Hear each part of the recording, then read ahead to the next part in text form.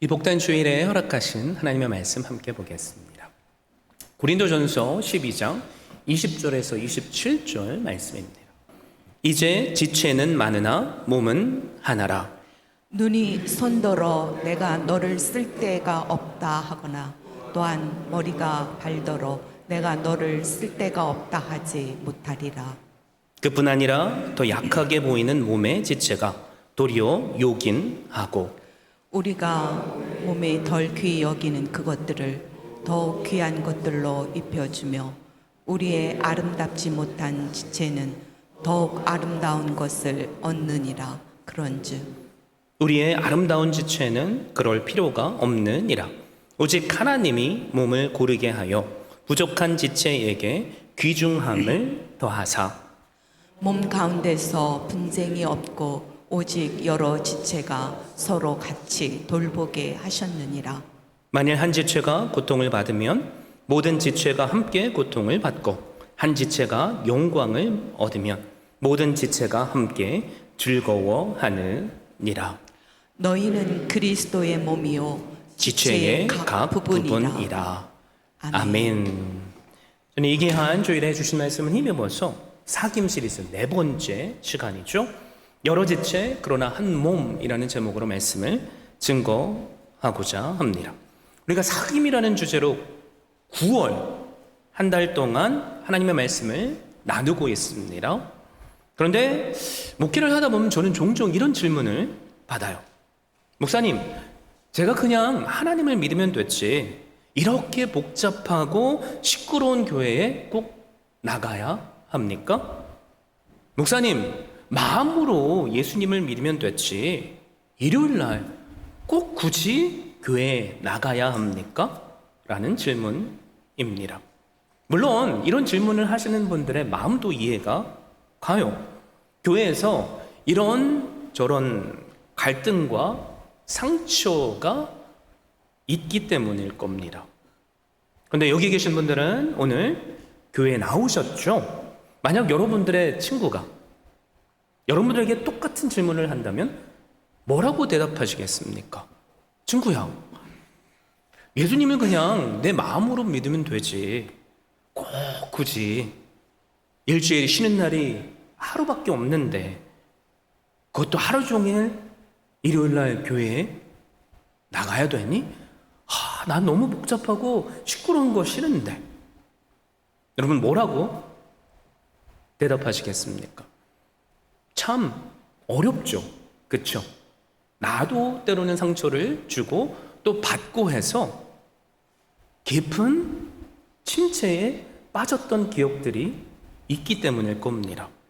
여러분 그런데 우리가 하나님을 믿고 하나님을 더욱더 알게 되면 우리 안에 어떤 깨달음이 주어지죠? 어떤 깨달음이에요? 나 혼자로서는 결코 신앙생활을 잘할 수 없다는 것을 깨닫습니다. 그래서 하나님은 사실 한 사람 아브라함을 부르셨고요. 그리고 그 아브라함을 통해 하나님의 나라인 교회를 이 땅에 세우실 계획을 만드셨습니다. 그리고 이스라엘이라는 나라를 제사장 나라로 삼아서 온 세계 방방곳곳에 복음이 전파되게 하시고 또 교회가 세워지기를 꿈꾸셨습니다. 그 피날레가 누구를 통해서 지금 우리의 현실 가운데 이루어지고 있죠? 예수 그리스도를 통해서. 그분의 십자가의 사랑이 누구를 통해요? 제자들을 통해 우리에게 전해졌기 때문에 우리는 몸된 그분의 교회로 이 자리에 모여서 주님을 예배 드리는 겁니다. 그래서 성경을 더 깊이 알다 보면 우리가 저절로 교회에 속하게 되는 것은 자연스러운 겁니다. 우리가 오늘 함께 나눌 고린도전서 12장 말씀을 보면 사도 바울은 교회를 그리스도의 몸으로 비유하죠. 교회된 우리 한 사람 한 사람이 예수 그리스도의 몸된 지체라는 말입니다. 우리는 유기적인 생명 공동체입니다. 라는 거죠. 그래서 우리가 읽지는 않았지만 12절에 뭐라고 말씀하세요? 몸은 하나인데 많은 지체가 있고 몸의 지체가 많으나 한 몸임과 같이 그리스도도 그러하니라 라고 말씀합니다. 그러면서 사도 바울은 초등학생도 들으면 이해하기 쉬운 비유를 하죠. 우리의 몸은 손이 있고요, 또 발이 있고 눈이 있고 귀가 있고 코가 있고 입이 있습니다. 그런데 손 하나만으로는 우리는 몸을 이룰 수 없죠. 그리고 손가락을 하나만 잃어도 우리는 어떻게 되죠? 장애우가 됩니다. 그래서 바울은 쉬운 비유로 우리의 공동체가 바로 그렇다라고 선포하는 거죠. 여러분, 사도 바울이 이것을 어떻게 깨달은지 아십니까? 사도행전 9장에 보면 예수 그리스도를 믿기 전 사울이라고 부르던 바울은 교회를 핍박했습니다. 스데반을 돌로 쳐 죽이는데 중심적인 역할을 하고 사내들인 공회, 종교 지도자들이죠, 허가서를 받고 방방 곳곳에 가서 예수 그리스도를 믿는 교회를 핍박하기 위해 다메섹이라는 곳으로 가고 있었습니다.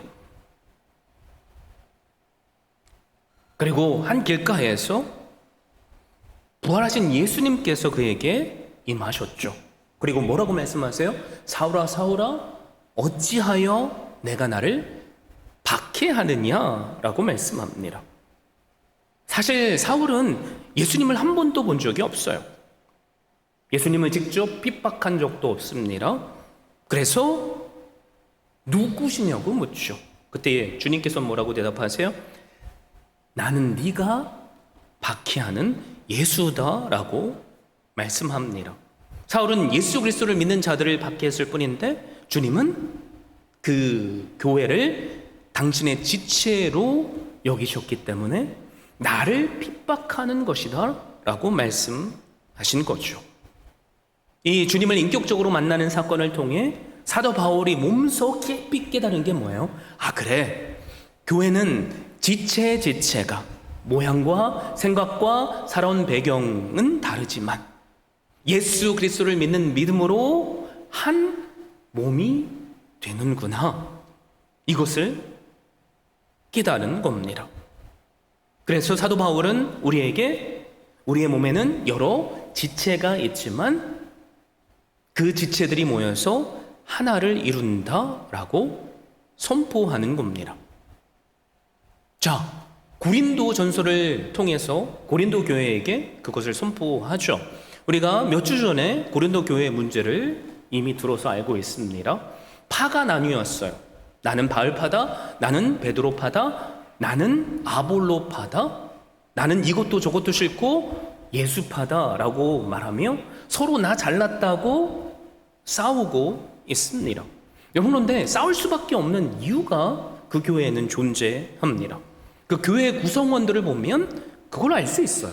그래서 13절 말씀에 뭐라고 말씀하죠? 우리가 유대인이나 헬라인이나 종이나 자유인이나 다 한 성령으로 세례를 받아 한 몸이 되었고 또 다 한 성령을 마시게 하셨느니라. 지금 고린도 교회 안에는 유대인이 있었고요, 또 헬라인이 있었습니다. 종도 있었고요, 종을 부리는 주인 자유인도 있었고요, 다른 배경을 가진 사람들이 있었다는 거죠. 여러분, 우리가 비슷한 문화권 안에서 똑같은 언어를 사용하는 한국인으로 모이는 교회라고 할지라도 우리는 다 잘 알잖아요. 사람이 모이는 곳에는 갈등이 있고요, 싸움이 있고요, 상처를 주고 받아요. 그런데 고린도 교회의 상황은 우리보다 더 심각합니다. 당시를 지배하는 사상은 사실 헬레니즘입니다. 그리스 로마 사람들이 신봉하는 세계관이죠. 인본주의적인 사상과 세계관이라고 할 수 있습니다. 사람 중심인 거죠. 그런데 유대인들이 믿는 사상은 뭐예요? 헤브라이즘이죠.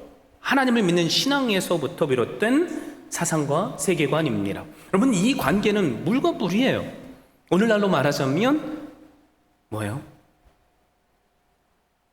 민주주의와 공산주의가 대립하는 것이라고 할 수 있습니다.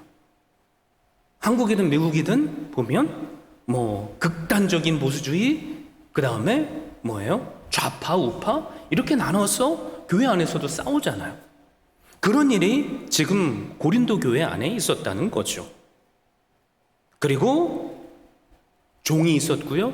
그 종들을 버리는 주인이 있었습니다. 주인의 입장에서는 종들이 얼마나 가찮겠어요. 얼마나 종들은 무시를 당했겠습니까? 그런데 그런 그들을 향해서 사도 바울은 뭐라고 선포하죠? 신분과 혈통과 사상을 뛰어넘는 우리는 한 몸이다 라고 선포합니다. 여러분, 그래서 가장 중요한 것은 주님 안에서 우리가 하나를 이루는 교제를 이루기 위해서는 우리가 누군지를 제대로 알아야만 돼요. 여러분, 나는 누굽니까? 여기 계신 여러분은 누구예요? 예수 그리스도를 믿는 그분의 자녀죠. 이것을 우리가 확실하게 깨닫지 못한다면 우리도 교회 안에서 갈등할 수밖에 없다는 거죠. 그래서 사도 바울은 12장, 사실 은사의 장인데요, 서로 다름을 이야기하면서 우리가 어떻게 한 몸이 되었는지를 선포합니다. 그 중심에 누가 계세요? 성령 하나님께서 계시고요. 그래서 우리는 다 성령으로 말미암아 세례를 받았고 또 한 성령을 마시기 때문에 한 몸이다 라고 선포하고 있습니다. 성령 세례를 받았다라는 말이 뭐죠? 나는 이제 죽고 나와 주님과 연합이 됐다는 말이에요. 그리고 한 성령을 마신다는 말은 무슨 뜻입니까? 우리 안에 우리를 주장하시는 성령 하나님께서 우리의 주인으로 계시다는 거죠. 여러분 안에 계시는 성령님이나 제 안에 있는 성령님이 동일한 한 분 성령님이시기 때문에 내가 헬라인이든지 내가 유대인이든지 내가 자유인이든지 종인지 상관이 없이 우리는 한 몸을 이룬다는 겁니다. 세상적인 생각으로 여러분, 우리가 이것을 어떻게 받아들일 수 있을까요? 그래서 이거를 사도 바울은 계속 강조하는 거죠. 나 자신에게 이 시간 한번 자문해 보세요. 내 안에 한 분 성령님께서 나의 주인으로 계십니까? 아멘이세요? 내가 예수 그리스도의 십자가의 구속하심의 은혜로 구원을 받았습니까? 아멘이시죠? 그러면 우리는 뭘 인정해야 되죠? 예수님이 우리의 머리 되시고 나 한 사람과 내 옆에 있는 믿음의 형제, 자매는 그분의 지체라는 겁니다.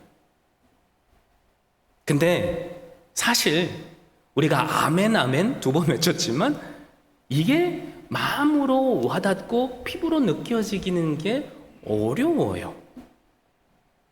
그래서 사도 바울은 빌립보서도 그렇고 고린도 전서에도 그렇고 너희가 어찌 갈등하느냐? 한 몸을 이뤄라. 예수 그리스도의 마음을 품어라 라고 선포하는 겁니다. 함께 우리가 그렇다면 왜 한 몸을 이루지 못할까? 주님 안에서 하나의 교제를 이루지 못할까? 생각해 보면 좋겠어요. 오늘 우리가 함께 읽은 말씀을 통해서 깨닫게 되는 게 3가지인데요. 첫 번째는 사실 우리 자신이 나 스스로를 사랑하지 못하기 때문에 그래요. 2번째 이유는 뭐냐면 나도 사랑 못하니까 다른 지체들을 또 사랑하지 못합니다. 나를 사랑하지 못하고 다른 지체들을 존중하지 못하니까 마지막으로 또 못하는 게 뭐예요? 서로를 돌보기는커녕 갈등하는 거죠. 여러분, 그래서 우리가 예수 그리스도의 몸된 지체라는 것을 깨달았다면 세 가지를 하셔야 돼요. 가장 첫 번째는 꼭 기억하십시오. 나 스스로를 사랑하는 거예요. 나도 사랑 못하는데 어떻게 내 옆에 있는 사람을 내가 사랑할 수 있겠습니까? 그리고 두 번째는 다른 지체들을 존중하는 겁니다. 또 다른 말로 표현하면 다름을 인정하는 거죠. 그리고 마지막 세 번째는 서로를 돌봐줘야만 합니다.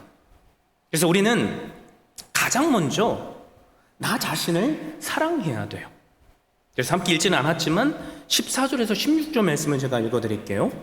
지금 무슨 말을 사도 바울이 선포하는지 한번 찾아보십시오. 몸은 한 지체뿐만 아니요 여럿이니 만일 발이 이르되 나는 손이 아니니 몸에 붙어 있지 아니하였다 할지라도 이로써 몸에 붙지 아니한 것이 아니요 또 귀가 이르되 나는 눈이 아니니 몸에 붙지 아니하였다 할지라도 이로써 몸에 붙지 아니하는 것이 아니니. 그러면 이 말씀을 통해서 지금 발과 귀가 느끼는 감정이 뭔지 보이시나요? 발은 스스로를 사랑하지 못해요. 내가 내 자신에 대한 자부심이 없습니다. 그러니까 나는 내 자신도 사랑하지 못하고 내 옆에 있는 지체를 계속 부러워하고 질투하는 거죠. 귀가 나는 눈이 아니니까 난 몸에 붙어 있지 않았어 라고 말하면서 질투하는 겁니다.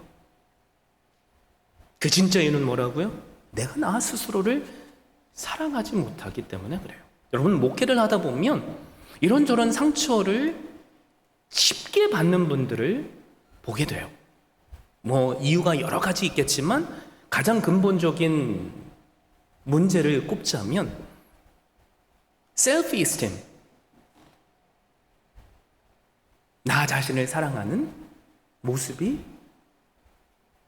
자부감이 현저히 낮아서 그럴 때가 있어요.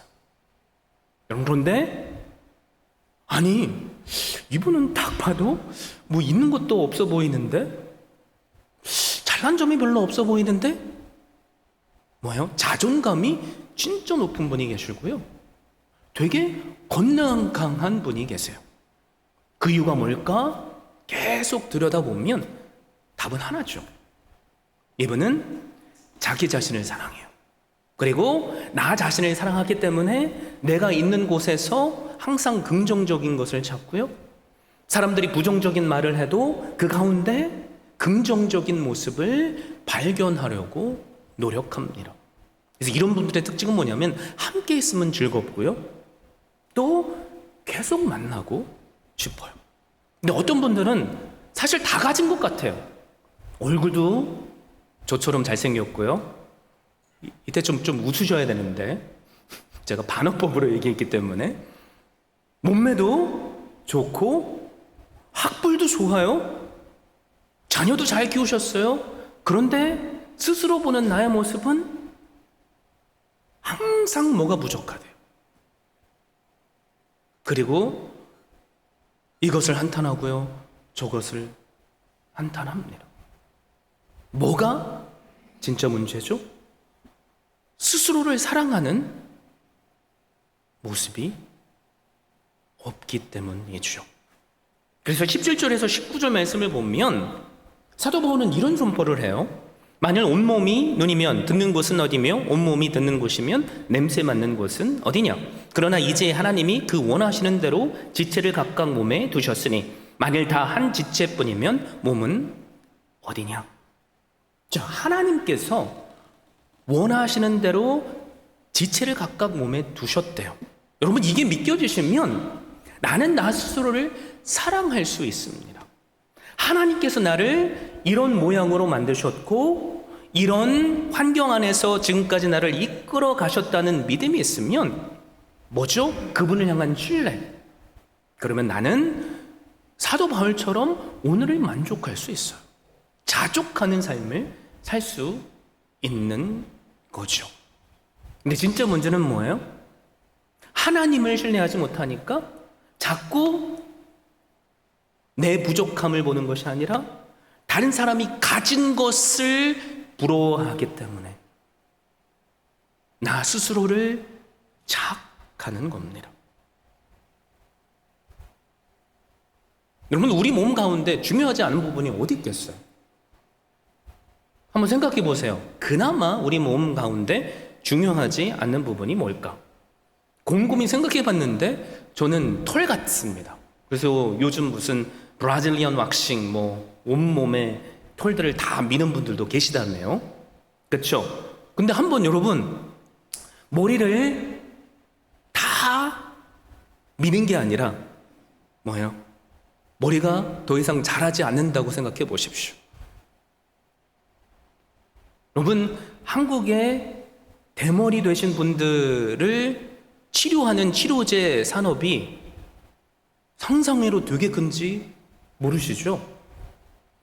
그분들 머리 조금만 빠지고 이렇게 대머리가 될 그런 징조가 보이면 우리가 감히 상상할 수 없는 수억, 수만 불을 들여가지고 머리를 관리해요. 때로는 머리에 영양제를 몇천 불짜리를 쓰고요. 샴푸도 요즘은 샴푸 가격 얼마인지 잘 모르겠는데 몇백 불 되는 것을 쓰고요. 우리 옷 사는 것보다 먹는 것보다 더 많은 돈을 들입니다. 왜요? 머리가 그만큼 중요하기 때문이죠. 내가 누리고 있기 때문에 이것이 중요하지 않다고 느낄 수는 있지만 사실 그것을 누리지 못한다면 우리는 그것의 소중함을 늦게서야 깨닫는 겁니다. 그래서 털이 가지는 그 중요함을 우리는 언제 알 수 있죠? 빠져보면. 교회 안에서 성도의 중요함도 함께 옆에 있을 때는 몰라요. 그렇죠?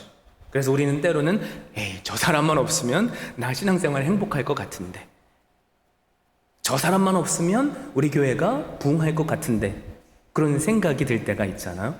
그런데 좋든 싫든 그 이유가 어떻든 옆에 함께 신앙생활 하던 누군가가 자리를 이탈하면 여러분 어떤 마음이 드세요? 시원하십니까? 알토니가 빠져라는 생각이 듭니까? 그 이유가 어쨌든 마음이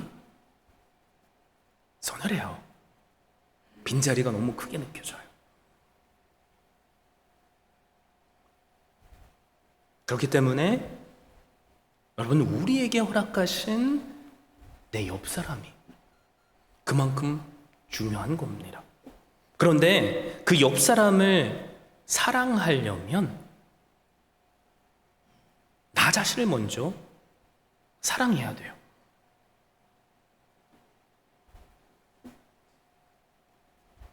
오 아볼로라는 키가 1m도 채 안 되는, 한번 뼈가 부러지면 치료 때문에 꿈쩍 못하는, 몇 달씩 누워 있어야 하는 분이 계십니다. 골형성 부전증 장애를 앓고 있는 분이죠. 그런데 이분은 소망의 전도사라고 불립니다. 희망을 푸는 두레박이라는 자신의 책에 이런 글을 쓰셨어요. 저는 사랑의 편지를 쓰는 지체장애우입니다. 20여 년 동안 50여만 통의 편지를 보냈습니다. 죄에 대한 방송을 보고 광주에서 자신의 마음을 애달아 하는 전화가 왔습니다. 저보다 나이도 15살 적고 건강한 그 사람은 며칠 후 편지를 보내왔습니다. 이혼한 지 5년쯤 되었고 아내를 잊지 못해 지난해에 여러 통의 편지를 보냈다고 하면서 그 중에서 몇 통을 복사해 보내기도 했습니다. 제가 본 부인에게 그분이 쓴 편지에는 그런데 사랑이 없었습니다. 마음을 담아야 할 배지에 자신의 감정과 고독만 그려져 있었습니다. 사람들은 자신도 사랑하지 못하면서 사랑을 원합니다. 먼저 나를 사랑할 줄 알아야 상대를 사랑할 수 있음에도 상대방이 나를 사랑해 주기를 원합니다. 내가 나를 사랑할 수 있을 때 상대방의 미움까지도 사랑으로 바꿀 수 있고 상대방의 마음을 안을 수 있을 때 내 사랑으로 만들 수 있습니다. 사랑은 한 폭의 그림과 같습니다. 이 글을 제가 쭉 읽는 가운데 제 마음을 울렸어요. 여러분, 스스로를 사랑하십니까? 내가 예수 그리스도께 어떤 사랑을 받은 존재인지 알고 계십니까? 여러분, 주님께서 십자가에서 흘리신 피는 나 한 사람을 살리시기 위한 피예요. 내가 생각할 때 내가 부족해 보여도, 내가 다른 사람보다 없어 보여도 주님께서 보시는 여러분 한 분 한 분은 세상 그 어떤 존재보다도 귀한 사랑스러운 자녀입니다.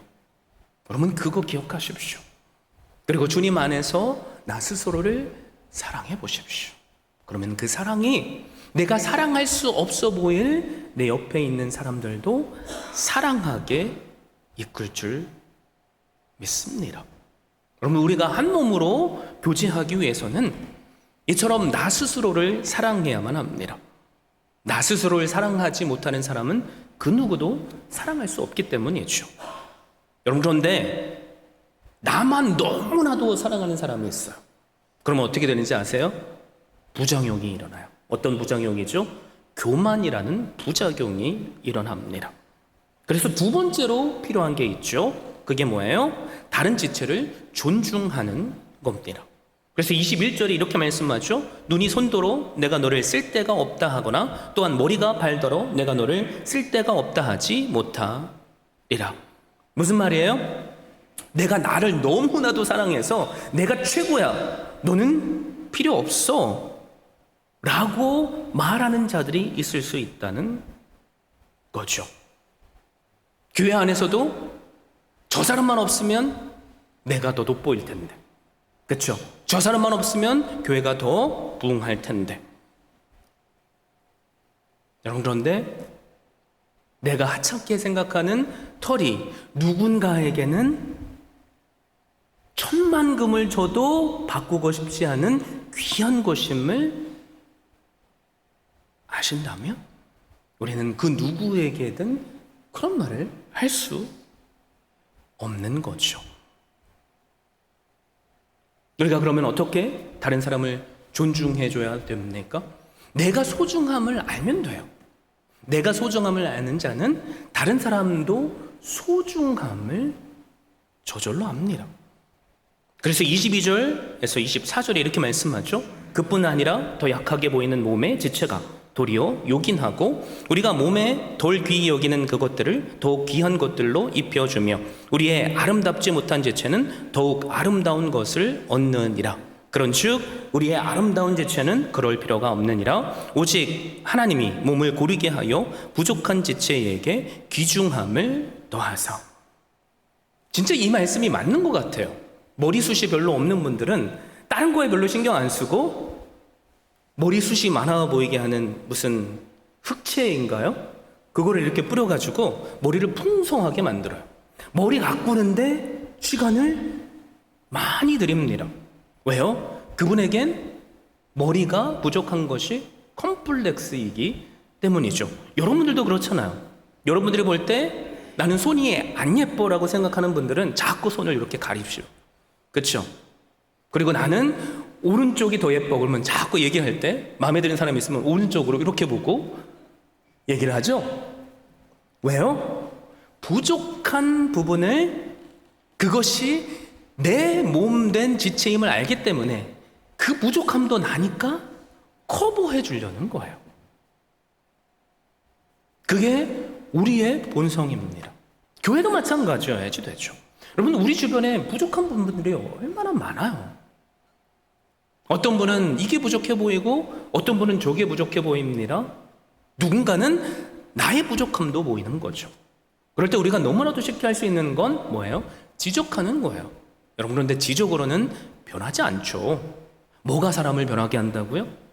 믿어주고 위로해주고 격려해주고 사랑해주면 변해요. 어떻게 그러면 사랑할 수 있죠? 틀린 것이 아니라 다름을 인정해주면 돼요. 새끼손가락에게 발휘하는 일을 하라고 하지 않죠. 그리고 손이 하는 일을 발이 대신하게 하지 않습니다. 얼굴 메이크업 하는데 여러분 발가락 사이에 메이크업 도구를 끼고 막 메이크업 해보세요. 어떻게 되죠? 안 하는만 못하게 되죠. 그래서 우리는 뭘 해야 되죠? 다른 사람을 존중해야 되는데 서로의 다름을 인정하면 됩니다. 여러분, 인정하면 뭐예요? 받아들여주면, 이해하면 갈등이 저절로 없어져요. 아, 이분은 말하는 스타일이 이렇구나. 아, 이분은 행동이 말보다 먼저 나오는 분이구나. 이것을 인정한다면 우리는 뭘 해줄 수 있죠? 부족함을 채워줄 수 있는 거죠. 우리 안에 나 스스로를 사랑하는 모습이 있기를 바라요. 그리고 내 옆에 있는 그 누구든지 다름을 인정하고 존중해 줄 수 있기를 바랍니다. 그럴 때 우리는 주님 안에서 한 몸으로 교제할 수 있습니다. 그러면서 사도 바울이 마지막 선포하는 게 뭐예요? 우리가 마지막으로 해야 할 것은 서로 돌아보는 겁니다. 그래서 25절에 이렇게 말씀하죠. 우리 함께 25절 말씀은 봉독하면 좋겠는데요. 시작. 몸 가운데서 분쟁이 없고 오직 여러 지체가 서로 같이 돌보게 하셨느니라. 하나님께서 우리 옆에 믿음의 지체를 주신 이유는 서로를 돌보라고 주시는 거예요. 그래서 여러분들도 아시잖아요. 내가 이런저런 상처를 받고 교회를 떠나면 내가 행복할 줄 알았는데 행복하지 않습니다. 더 깊은 신앙의 나락으로 떨어지는 경우가 있어요. 그래서 상처를 받았어도 그 문제는 그 공동체 안에서 해결해야만 돼요. 해결하지 못하면 가족 공동체도 깨지죠. 깨지면 다시 회복할 방법이 없습니다. 가장 좋은 방법은 뭐예요? 나를 사랑하고 다름을 인정하며 서로를 돌아보는 거죠. 그 이유가 뭡니까?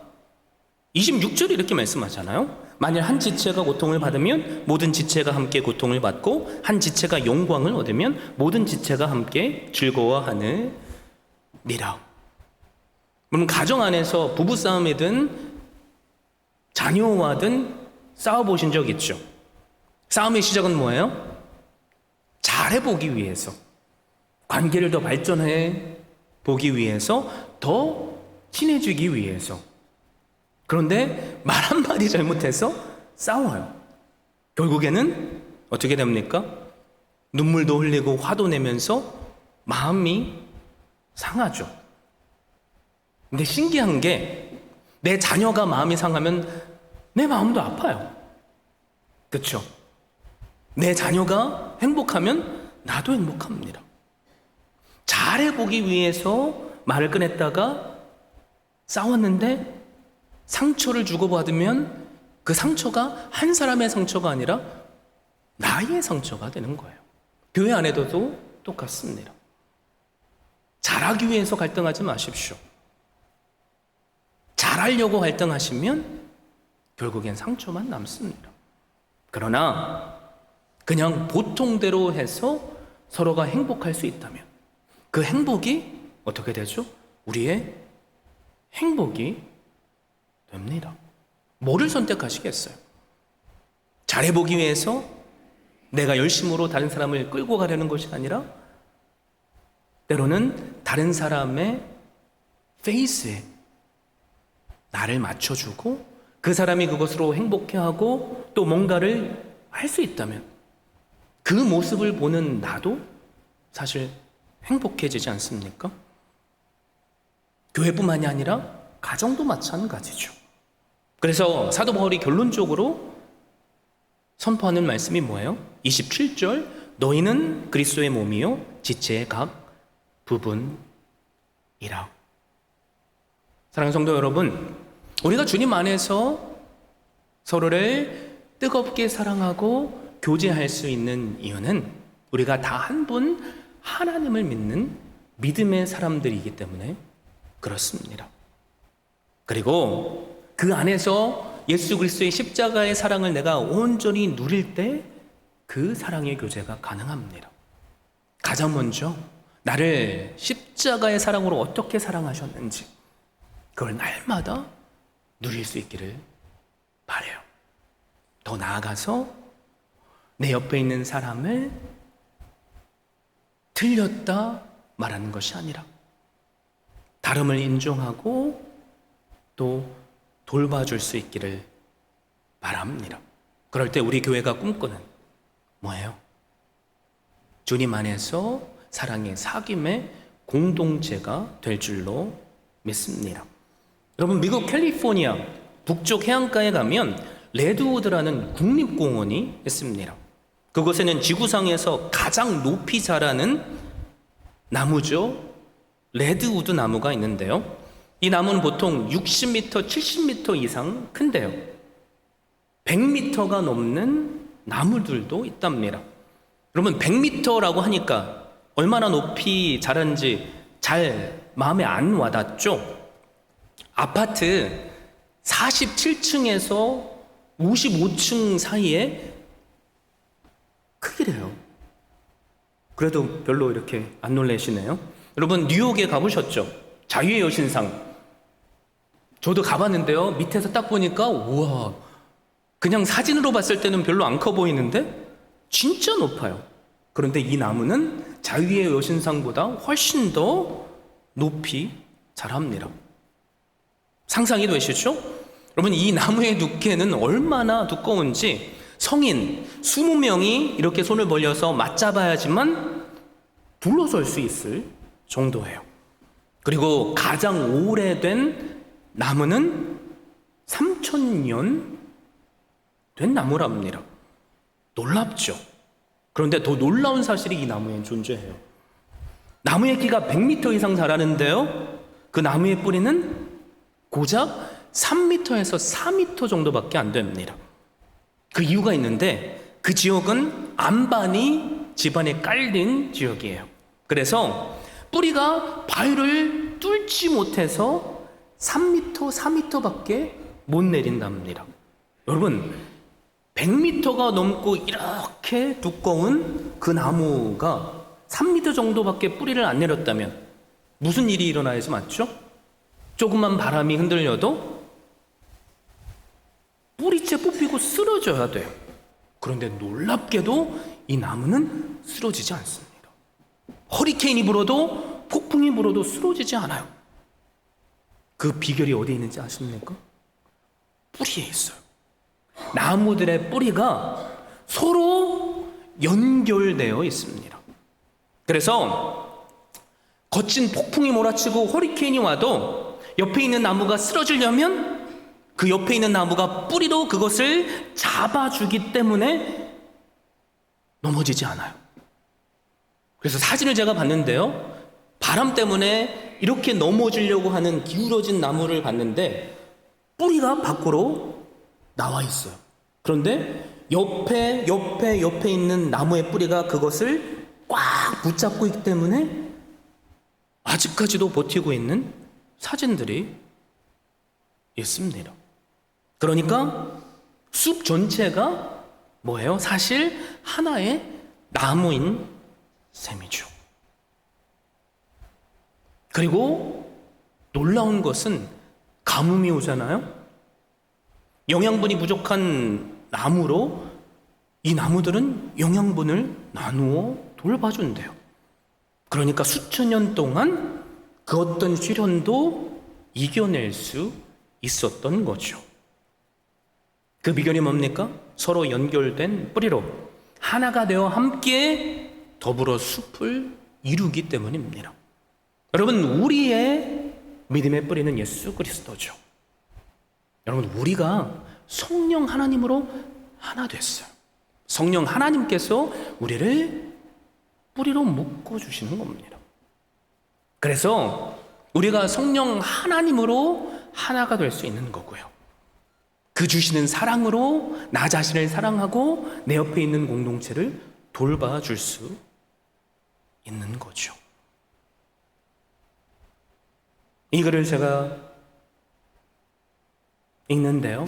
야, 참 나무도 그러는데 나는 뭐지? 이런 생각을 해봤어요.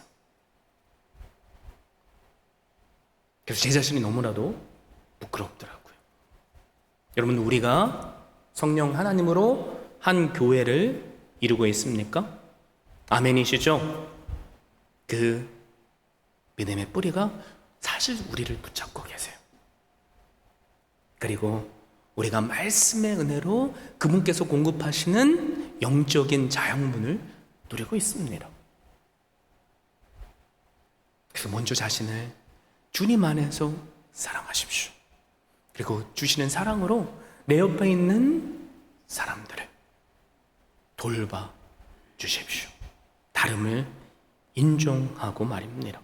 그럴 때 우리가 9월 한 달간 나는 주님 안에서 나누는 사귐의 공동체를 세워 나갈 줄 믿습니다.